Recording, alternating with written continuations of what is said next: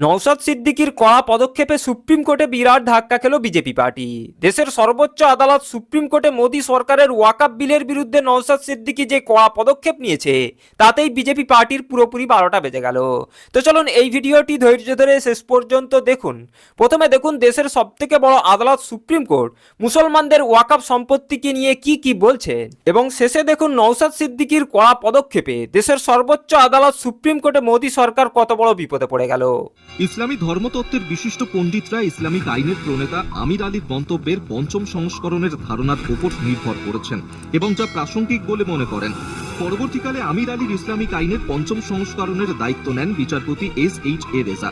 বিচারপতি রেজার সংশোধিত পৃষ্ঠার 773-788 পাতায় উল্লেখ আছে, ওয়াকফ গঠনের জন্য কেবল একটি ঘোষণাই যথেষ্ট, অর্থাৎ লিখিত দলিলের প্রয়োজন নেই। ভারতের সাংবিধানিক আদালত ভারতের সংবিধানের 141 অনুচ্ছেদের পরিপ্রেক্ষিতে বিচারপতি SHA রেজা কর্তৃক সংশোধিত ধারণাটিকে স্বীকৃতি দিয়েছে।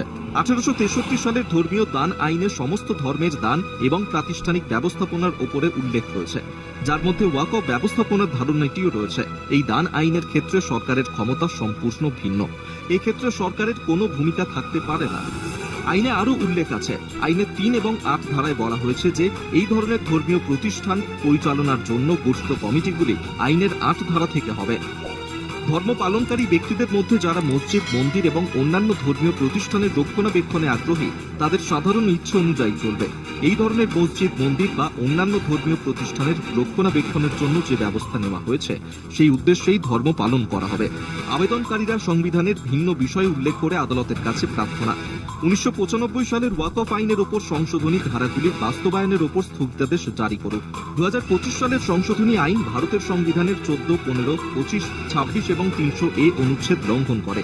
2025 সালের সংশোধনী আইন খারিজ করুক আদালত। সুপ্রিম কোর্টের বিচার প্রক্রিয়া সাধারণ মানুষের স্বার্থ ও সংবিধানে উল্লেখিত বিষয়গুলি বিশেষভাবে প্রাধান্য পায়। এক্ষেত্রে নওশাদ সিদ্দিকী ও হুমায়ুন কবিরের দাবি অনুযায়ী ওয়াকফ সংশোধনী আইন সংবিধানের পরিপন্থী। তাই আবেদনকারীদের ধারণা সুপ্রিম কোর্ট তাদের আবেদনে সাড়া দেবে।